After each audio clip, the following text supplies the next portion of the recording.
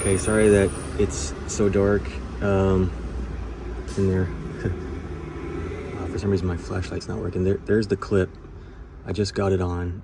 So make sure that you put that lock in from the outside, because I started putting it in from the inside and it doesn't go that way. The wire goes from the outside in. I believe it's ran through here, but you don't have to do that. I just think that's how it was originally. Just one thing you gotta do is definitely keep track of what your steps are, because it makes it that much easier.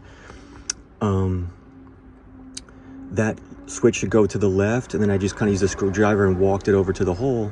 Oh, I'm sorry. That was me trying to get it in from the inside. It goes right in from the outside. It lines up the way it needs to get lined up. Test it before you stick it in. So how it is when it's in the neutral position, that's when you can hit the button. And then from the outside, I believe to your left is open and to your right is closed. And it took me a second. I lost track.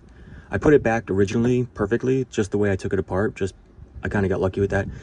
And then I struggled. I took it apart to show everybody on video, and then I struggled to put it back in. It took me like 5 minutes, and I'm pretty clever, so just be careful, because it could be easy to lose track. Basically, and you could test it too. I just actually confirmed it by testing it without putting it all back together. But like I said, I'm a little clever with this kind of a thing, so it's working. It's working infinitely better. I just have to, so it's night and day, obviously. Just cleaned it. And then that clip right there was a bear. It goes in backwards, so you put right where I'm right to the right of that lock, you stick that down first and sneak it underneath this this hose right here, and then you can walk it back this direction. And like I said, I was pretty clever. I was very patient.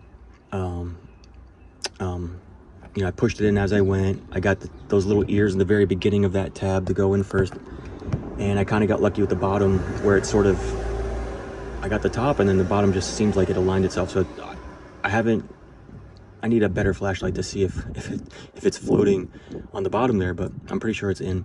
And then I just used a screwdriver to leverage against this wiper metal to sort of, finish it off and drive it in.